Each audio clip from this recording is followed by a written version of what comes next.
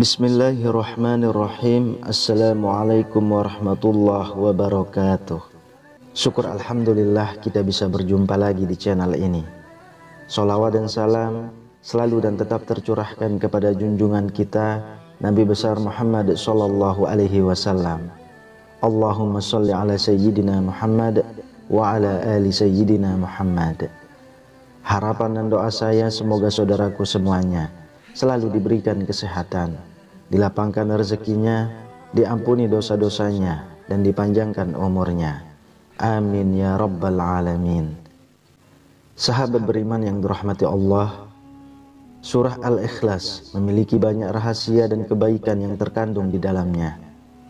Dinamakan surah Al-Ikhlas karena telah menyelamatkan orang yang membacanya dari kesulitan dunia akhirat, dari kesulitan sakaratul maut, dari kesulitan kegelapan malam, dan dari segala kesulitan di hari kiamat. Ternyata ada waktu tertentu yang dianjurkan untuk membaca surah Al-Ikhlas. Berikut ini adalah waktu-waktu yang tepat atau dianjurkan untuk membacanya. Yang pertama, pada waktu pagi dan sore hari.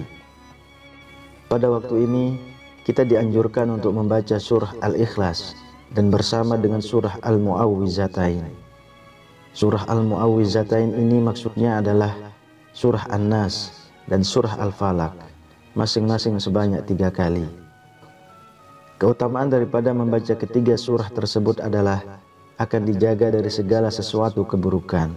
Sebagaimana sabda Rasulullah sallallahu alaihi wasallam, katakanlah, Qul huwallahu ahad, Qul a'udzu birabbin nas, dan Qul a'udzu birabbil falaq, ketika sore dan pagi hari sebanyak 3 kali.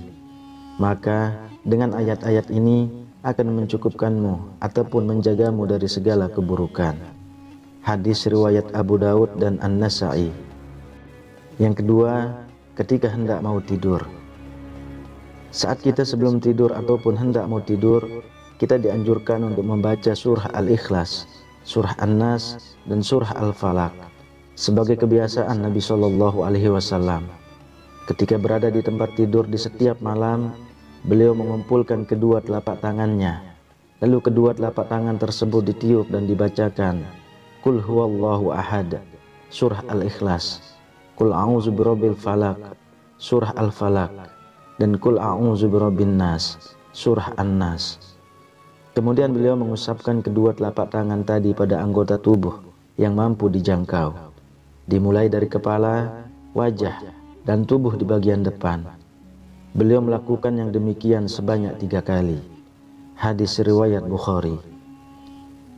Yang ketiga, ketika ingin meruqyah. Cara ini sama dengan ketika hendak mau tidur. Dari Aisyah radhiyallahu anha, dia berkata, apabila Rasulullah shallallahu alaihi wasallam hendak tidur, beliau akan meniupkan ke telapak tangannya sambil membaca Qul huwallahu ahad dan surah Al-Mu'awwizatain, yaitu surah An-Nas dan Al-Falaq. Kemudian beliau mengusapkan ke wajahnya dan seluruh tubuhnya. Dan Aisyah juga berkata, ketika beliau sakit, beliau menyuruhku melakukan hal yang sama seperti ketika beliau hendak tidur. Hadis riwayat Bukhari. Yang keempat, wirid setelah sholat atau sesudah salam. Seusai sholat kita dianjurkan untuk membaca surah Al-Ikhlas, surah An-Nas, dan surah Al-Falaq. Uqbah bin Amir, ia pernah berkata, Rasulullah Shallallahu alaihi wasallam memerintahkan padaku untuk membaca muawwizat di akhir sholat. Hadis riwayat An-Nasa'i dan Abu Daud. Yang kelima, dibaca ketika mengerjakan sholat sunnah fajar atau qobliyah subuh.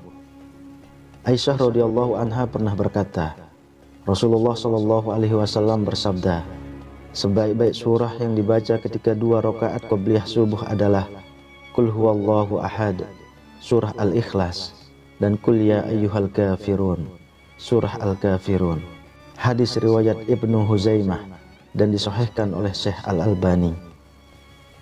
Yang keenam, ketika mengerjakan sholat sunnah ba'da maghrib. Abdullah bin Mas'ud radhiyallahu anhu mengatakan, aku tidak dapat menghitung karena sangat sering aku mendengar bacaan Rasulullah sallallahu alaihi wasallam membaca surah pada sholat 2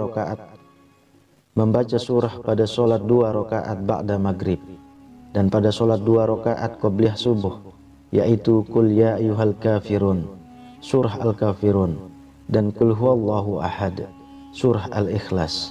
Hadis riwayat Tirmizi. Yang ketujuh, ketika mengerjakan sholat sunnah witir 3 rakaat.